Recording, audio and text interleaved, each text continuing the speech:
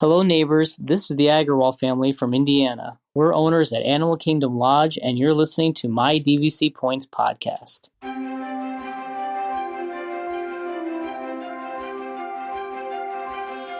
Parents and the children could have fun together. Please board quickly and safely. Our monorail will be departing momentarily.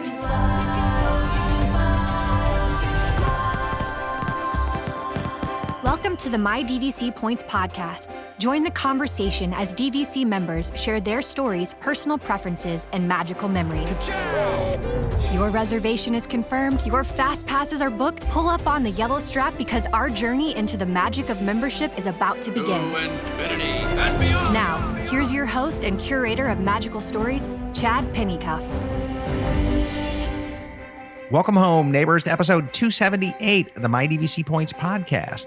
Today's show is brought to you by our friends over at DVCRentalStore.com.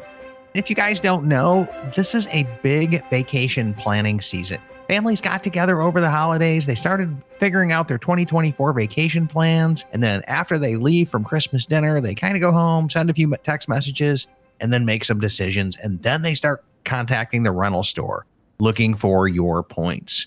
I just logged into their member portal right now. I am seeing 100 listings for points. That's 100 families that want to come back in and use your points. A total of 17,646 points are available to claim out there. They're ranging anywhere from $12 for these 7-month resorts all the way up to $18, $15, $19 if you've got Beach Club.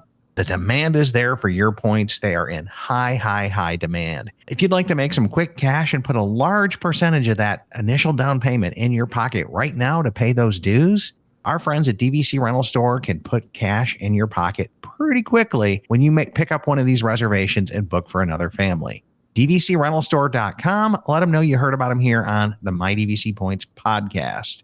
And in today's show, we're doing another member interview.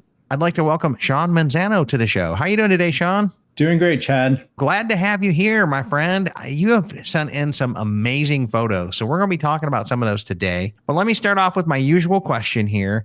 How did this whole Disney infatuation, buying into DVC thing start in your family? Yeah, so initially I wasn't the big DVC fan. She worked in the Disney College program over at Fort Wilderness, and she's always carried that love of Disney.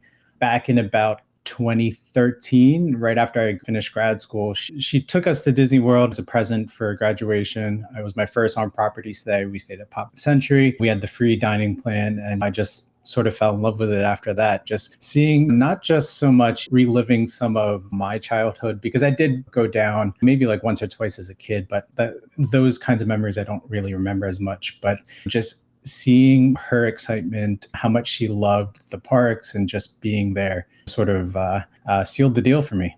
Okay. So, yeah. So grad school, she gets out, she takes it back in, and then you guys start coming in there. When did the DVC thing kick into this? How did that start to add into the factor? So, yeah, no, it's an interesting story. Back in 2019, my wife was actually lucky to win a free stay at Disney World. It was a 5-day, 4-night stay at any resort of our choosing. So she and I were thinking about it. We always wanted to do a deluxe stay. So we decided Animal Kingdom Lodge just because we'd get a Savannah view. It's not every day that you'll have animals just outside of your hotel room, right? That is pretty unique. Yeah. Although looking back at it now, and now that we are DVC, I kind of wish we chose Beach Club instead. But that stay was just very eye-opening for me in terms of what a deluxe resort can bring, sort of the differences between a stay like Pop Century versus Animal Kingdom Lodge. After that stay, we wanted to do more deluxe resort stays, and we realized that the only way that we'd probably be able to do it affordably is through DVC. So fast forward a couple of years later, we had our first child in 2020 in the middle of the pandemic. So we weren't traveling at all because of the pandemic, and then also because of our first child. So we were saving a lot of money. We also had an opportunity to sell off a car that we no longer needed, and we had the money to join DVC. So yeah, and you probably sold that car at a premium at that point in time as well. So you probably got yeah, we did, because at the time used car prices were sort of at an all-time high. So we got great value for a car that was pretty much sitting for close to a year. We put that towards a resale contract over at Saratoga Springs. At the time, we've only stayed at Animal Kingdom Lodge before that. And our thinking was we'd be happy at any of the deluxe resorts. And I think you're aware and the community is aware of how great value Saratoga can be, especially in terms of its low initial point costs and the low dues. Yeah, it's a great place to buy. It was, when I bought it in 2017, it was by far and large the best network resort. Since then, the dues have kind of creeped up a little bit, but it sounds to me like in your story, y'all kind of came across to the other side of the tracks, right? And now you start to see how the other side lives in the deluxe resort. And you were going, yeah, we want more of that.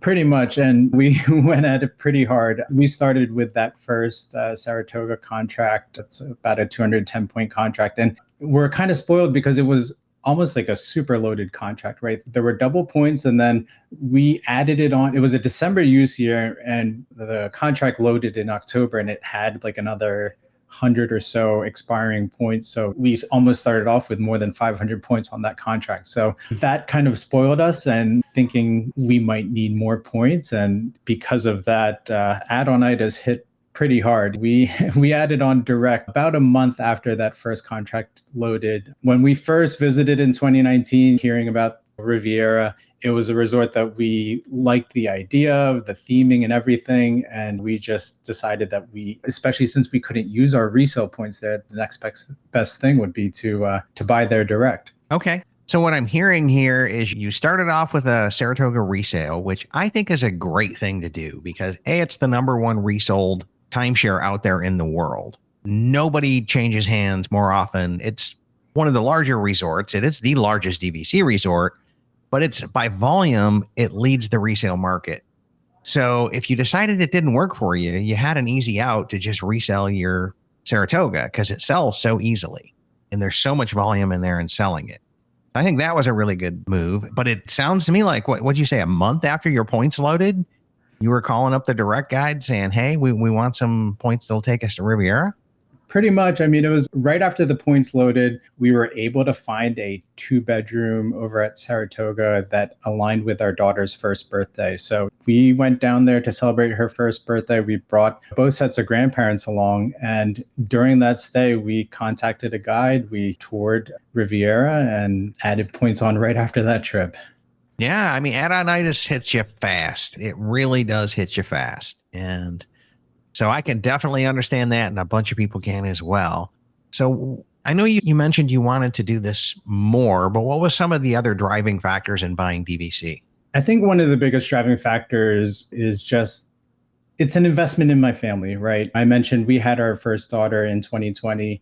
She was born premature, about like 6 to 7 weeks premature. And at that time, being a first-time parent, and especially sort of in the condition that she was in, and luckily she's a fully healthy 3-year-old girl right now, but at the time, it just made me think about how precious time can be and how important it is to spend time with your loved ones. And these trips, especially after that first trip with my wife back in 2013 and seeing how happy she was, we wanted to be able to provide that for our daughter and now daughters, right? We have a second daughter that was born in 2022. We've taken a ton of trips so far with both daughters and just seeing the smiles on their faces and just being in that happy place, it changes you. I don't know if it's pixie dust or whatever, but just being there on property, not having to worry about anything because these vacations are essentially paid for through the annual dues and whatnot. And then also, we are also pass holders too. So the only thing that we're really paying for is our flights down there. So Yeah. I mean, the prepaid vacations is really, really, really nice. And the reality of it is you're really just putting this into your budget as well, so that you can pay those annual dues either annually or monthly, or you're working it out somehow. So they're not completely free, but it does kind of set the regimen up and set your financial standard up so that you don't have to scrape up money to come up with a few grand to come to Walt Disney World. It's really just paying your dues, buying your flights, which if you've been following my other shows with Lynn from Families Flyfree, man, it's pretty easy to get free flights to Disney World these days with the whole credit card point and mile game. And I'll just mydvcpoints.com/familiesflyfree if you want more on that. But yeah, I see what you're saying. It's you want time with your family. You want to get this into the whole financial situation so that it's there. And then you just got the annual passes to pay for, which with your blue card, you don't even have to buy the top pass anymore. Yep. And I should add, Chad, I'm a big proponent of the Families Fly Free sort of philosophy. We actually have a companion pass. We've had it when we purchased the Riviera contract. What we did was we purchased it with a Southwest credit card using the promotion for the companion pass. So we had a companion pass ever since 2022. It actually just renewed at the end of December of last year. So we have it for one more year, which I know that you always mention that the annual pass is sort of that gateway to add-on-itis. For us, the Southwest pass plus the annual pass, annual pass, it's the reason why we have as much points as we do right now. Yeah, that is a double dose of gateway drug right there. And just so people know, if you haven't followed along with the other shows, what Sean is talking about here is Southwest has a companion pass where if you fly enough with them, you get enough credit card points with them, you essentially get a buy one, get one free. You can name your spouse as your companion. And then after you book and pay for your ticket, either with cash or points, then you can just click a button on the Southwest website that says add companion. You pay the $11.60 round trip taxes that are mandatory, and that's it. Your companion goes with you everywhere for $11.60 round trip. It's an amazing deal. And through the other shows with Lynn, she showed people how to hack it. And you can outright do a brute force spend on a Southwest card and get there. She's got some other tricks and tips that'll help you get that as well without having to do that much spending. But that is awesome, dude, because if you used it on a Southwest card, Chase considers a DVC purchase and DVC dues and DVC loan payments, they code it as travel. So if you did that on the right Southwest card, you could be getting 2x or 3x on the multipliers there. So that is really, really awesome if you did that. Yeah, no, it set us up. I mean, we've taken, I think we're counting 13 free trips just for my wife alone. And then the points, we've taken grandparents down twice now just using points. So yeah, no, I mean, it's more than paid for itself. So you've taken them down using flight points and DVC points? Yes. So we've done a couple 2-bedroom stays, bringing both sets of grandparents, primarily for our daughter's birthdays. But, we've also used some of the Southwest points to fly them down too.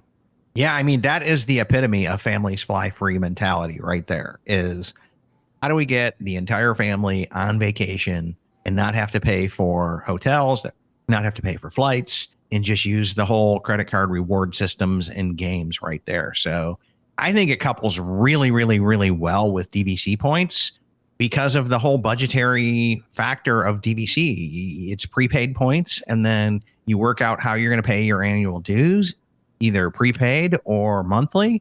But either way, that's a sunk cost that you kind of built and normalized into your budget.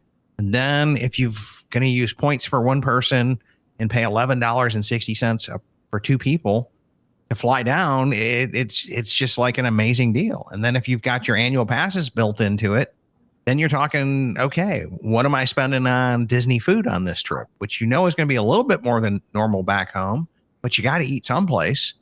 So that's where all of this really starts to come together and sing. And we've really found that program has worked out well with our community and our membership, and people are trying it out. So yeah, I'm glad to hear that it worked out for you, just the principles of it, right? That kind of gives us some credence here. Yeah. So Sean, what all has been on your DVC to-do list? Where all have you stayed so far on points?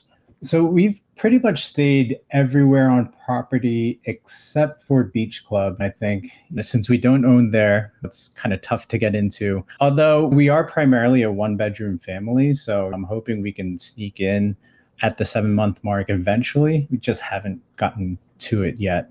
Yeah, I would tell you to start a few days early, maybe a week early booking your trip and logging on at 8 a.m. every day and seeing if you can book something and then just walk it back a couple of days. Gotcha. Because usually one bedrooms are the easiest to get at Beach Club, but there's a lot of competition at 8 a.m. every day. So Right. if you start a week early, you've got 7 chances to kind of come in and start your little run there. And usually one bedrooms aren't sold out at the 11-month mark unless it's a really, really peak demand time, like food and wine season or something like that. Gotcha. Yeah, but in terms of our bucket list, we would like to eventually stay in a Grand Villa soon, perhaps at Riviera. I think we have the most points at that resort. I know that the point charts aren't the best for it, but Grand Villas in general are like that. Also, I will be checking off another one of the bucket list items. We'll be going to Alani in May for my 40th birthday. Ooh. Dude, if you can squeeze your points together for the Grand Villa there, that is the pinnacle of all of DVC. Like, it just does not get better than that room. But the other thing I would tell you and everybody else out, if you're looking for a Grand Villa, don't sleep on Old Key West. The rooms are huge. You've got to go up to the second floor for your entry floor. So you're really on floors 2 and 3. But it's not that much more expensive than a normal 2-bedroom at a higher end resort like Riviera or Grand Flow. And you've got an entire Grand Villa there. So don't sleep on that. Check that out as well. I'd like to do that eventually. I'm with 2 kids running around that are under 3. I'm not sure how much we like them going up and down the stairs right now. I know you're sort of a fan of like those single floor Grand Villas. And I think that's what we'll have to do. With little ones for sure. Right. With little ones for sure. By the time they get teenagers, you want them on their own floors. Okay. Just go away. But yeah, with little ones, definitely. But also as well, if you're in a Grand Villa, you're going to have grandparents, aunts and uncles there as well. So you're going to have some additional help to come in and look after the little ones. That's true. And we do that pretty often. I mentioned that we've taken the grandparents for some of the birthday trips, but we always try and bring at least one grandparent. It's also helpful having that third adult to help watch the kids. That way we can always try and sneak in. My wife and I can like sneak in a date night in the parks every now and then. So yeah, that's the best part about bringing grandparents on that as well. And the other part of it is our grandparents really love the time at Disney with the kids alone as well. So it was a win-win-win for everybody. Right. So Sean, what's on your family's bucket list for this is what we want to do with DVC one of these days? I know we heard some Grand Villas, we heard some Alani, but what else is out there?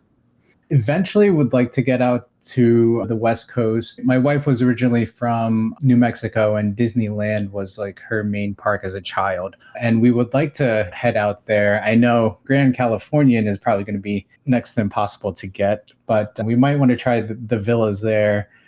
Yeah, I mean, I would tell you shoot for that 1-bedroom and do the same trick at Grand Cal, because that's the last thing to sell out at Grand Cal. And I personally like Grand Cal better than the villas, and I own the villas, but it looks like the villas are a little bit easier to come across and book because there's just more of them. And that should only improve over time as more inventory gets declared there as well. Yeah. In addition, I think we would love to stay in a Copper Creek cabin. I know the points charts on those are pretty high, but we've stayed Worth at it. Yeah. Worth it. That's what I keep hearing. We stay at Wilderness Lodge pretty often, and every time, those ferry rides back from Magic Kingdom, we pass by those cabins. I keep looking at my wife and telling her we got to stay in one of these soon.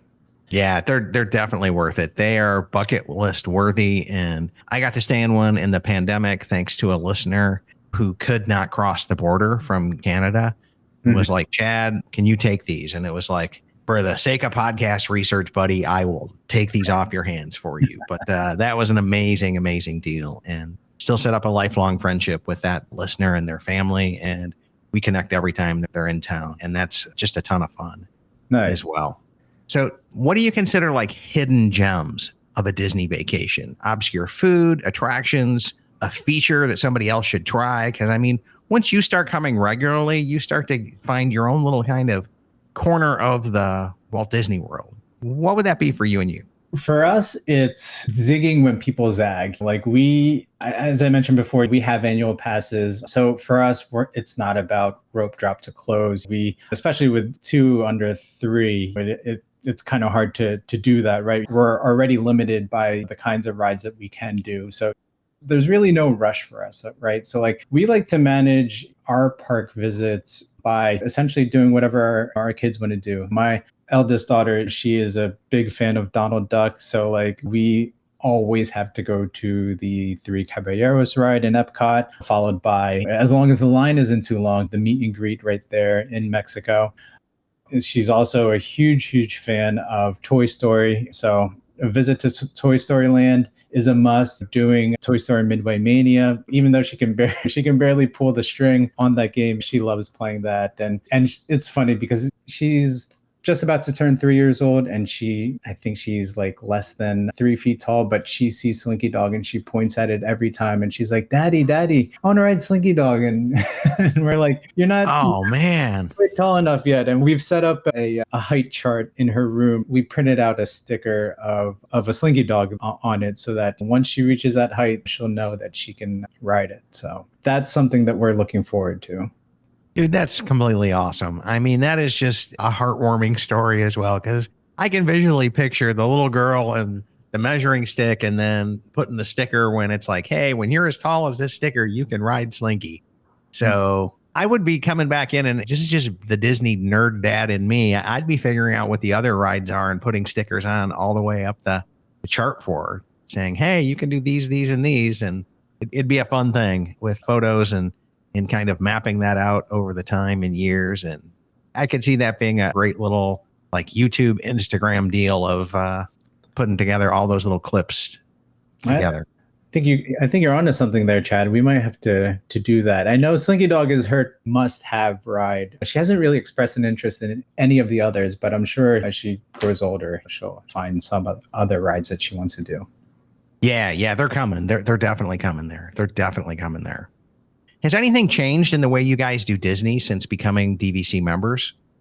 I think for us, what has changed the most is just being able to relax, right? I know prior to becoming DVC, my wife was the ultimate trip planner, spreadsheets galore. I mentioned before that we used to do the dining plan before DVC and maximizing efficiency with what park, what time, what restaurants were available to go to. All of that we've sort of just thrown out the window. She had a military game plan coming in. Like exactly, it was right. It was mapped, right? It was mapped, color-coded, printed out and everything before the trip. And we've sort of just...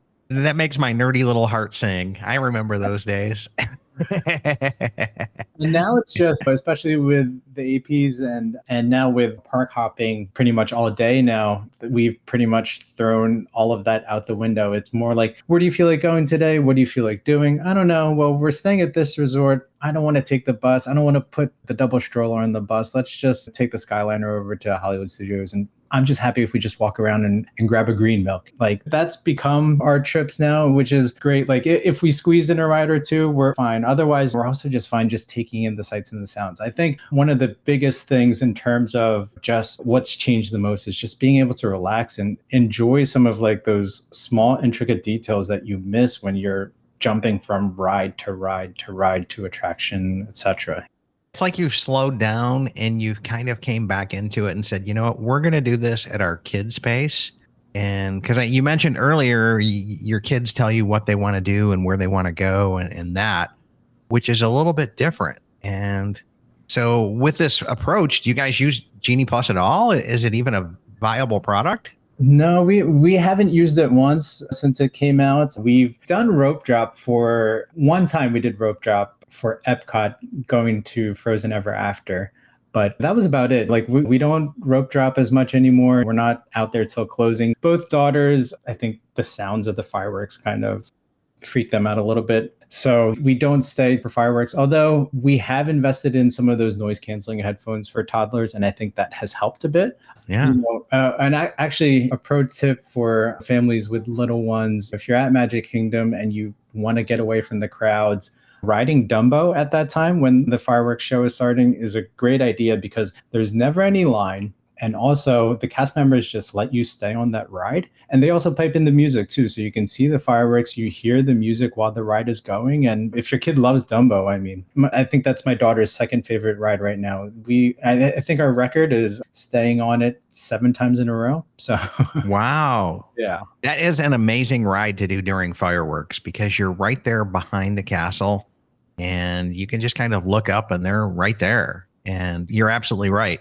At that time of night, if you have taken the kids back for a midday nap, all of those small kid rides are like walk on, no wait, no this, because the kids are all tuckered and tired and back in bed. But if you've napped it, you've got a great little strategy there to do Disney at night with the kids. Yep. So let's wrap up with our Tinkerbell question here, Sean. And if Tinkerbell were to put 2,000 one-time use points into your account that you could book absolutely anything in the DVC system with guaranteed availability, how would you spend Tink's pixie dusted points? Every time I hear this question, Chad, I always think, is there anything unique out there that we could do, whether it's within DVC or out? And I think what we would want to do is take those points and rent them out, perhaps through DVC rental store, assuming that they're, I don't know, beach club points. Oh yeah, you can get beach club. You can get beach club on a Run Disney weekend. They're Tink's pixie dusted points. So maximize the value of those points in order to get us a D33 membership. I know that that's invite only and everything, but for the purposes of this example, I think we're going to let that slide and just have that membership for a year and just be able to check out each of those exclusive lounges that they have and just enjoy those benefits for a year. I don't know Hey man, that is kind of the best answer I've ever had. If I could turn 2,000 points into a Club 33 membership, I would be all in. Like, but I'm believing these days, if my math is correctly, it's a little bit more money than that. Let me just do some quick calculations here. So I'm thinking it's about 70 grand these days. Oh, wow. Okay. I thought it was in the 30s. That must be. It started out at 33,000 plus your annual dues of like 15,000. So it was like 53 with tax all in. But I'm thinking it's up to like 77 something now. Oh, wow. And so divided by 2,000. Well, if that's not possible, maybe we take a trip over to some of the Asian parks. Hong Kong Disneyland, especially with the new area that's opened up, looks great. Tokyo Disney Sea, I hear, is one of the most underrated parks in the system. So I wouldn't mind taking a trip out west, maybe stopping over in Aulani for a couple of days, both before and after the trip would be great too. Oh, yeah. That'd be awesome as well. And I just got to hang out with Jill, our show note writer, international parks hopper. In the last 9 months, she's been to every Disney park in the world. And her advice to me, and I guess I'll just share this with all the listeners, is save Tokyo Disney Sea for the last park you visit. Because if you don't, everything else is downhill from there. So you heard it here first, folks. But yeah, so that would be an interesting take as well. And I did figure it out. You would need $35 a point at 2,000 points to pull off a 33 deal if you could get an invite. And so I think you're going to need a few more points than that. But or I guess the plan B, that's not a bad option either. Yeah, we'll take plan B there as well. There's no really bad way of using Tink's points. Like you're going to have some magical stuff. But I love that question because it allows people to dream and it allows them to go down the rental resale. It goes through all of those different kind of creative options and what they can go do with their points. Yep. So Sean, I want to thank you so much for joining us today. Is there anything else that we didn't talk about on the show today that you would like to wrap up with a final thought or a final conversation or a final comment? Yeah, I know that these conversations happen a lot in our community in terms of direct or resale, which way to go. And I think you and others have said it best. It really depends on your family and your circumstances, right? Like we've been fortunate enough to be able to add or purchase a couple resale contracts and a couple direct contracts. And it has made our trips enjoyable, right? We've been able to do a little bit of everything, right? Maximize our purchases in terms of getting the most resale dollars. Yeah. Right. Yeah. And then also some of the benefits of direct, like we've done a couple of Moonlight Magics, we've done a member cruise, and those have been great experiences as well. And I'm happy that we've been able to do those. But, I'd say each family just make the decisions in the best interest of your family. I mean, that's pretty much been our philosophy when it's come to joining and just partaking in DVC. Yeah, that is the whole philosophy of our show is do your research, compare notes with other families, see how it's worked out for them, and see what works out well for you. And I'm glad to hear you're firmly in Team Hybrid, because Team Hybrid seems to be probably the sweet spot in all of this, because you can still get some of the resale savings, but you don't leave much on the table because you're still getting your Blue Card and the Moonlights and the purchases and the annual pass discounts and discounts at restaurants and all of that other kind of fun stuff as well. So yeah, I kind of like Team Hybrid, but I'm always 100% do your own research, do what's best for your family, and compare notes with everybody else. And that'll help you make your decision. So I want to thank you so much for being on the show today, Sean. And that wraps up another episode. Huge shout out of thanks to all of our sponsors over at World of DVC, DVC Resale Market if you're looking to buy or sell, DVC Rental Store if you're looking to rent out some of your points, or if you're planning that extra special vacation and you could use a few more points, you can always come back in and rent another member's points through them and do it very safely and effectively and efficiently. And there's also Monera Financial as well. If you're looking to buy DVC and financing a contract is within your value system, go ahead and check them out as well. You will get phenomenal service from any of the World of DVC brands, be it DVC Resale Market, DVC Rental Store, or Monera Financial. Huge shout out of thanks as well to our Patreons and our Patreon supporters as well. If our content has been a blessing to your life, consider joining us on the Patreons. I've got a brand new teleprompter that I ordered that the Patreons paid for that's going to allow me to do some more YouTube content. And that was about a $500 purchase that did not have to come out of my family's budget because of the generosity of the Patreon members. So thank you for all of your support, and we will be using your money to help build more tools, technology, and things to help build up our community. Hopefully you learned something in Sean's story today that'll help you go out there and plan something magical for your family.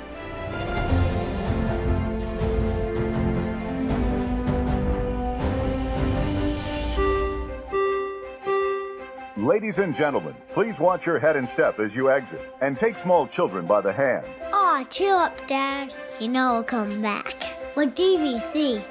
My DVC Points is an unofficial Disney-inspired podcast created by fans of Disney Vacation Club. The thoughts expressed in this podcast are personal opinions and personal experiences. My DVC Points is not affiliated with Disney Vacation Club, the Walt Disney Companies, or any subsidiaries. We encourage listeners to contact their DVC guide or member services for official DVC policies.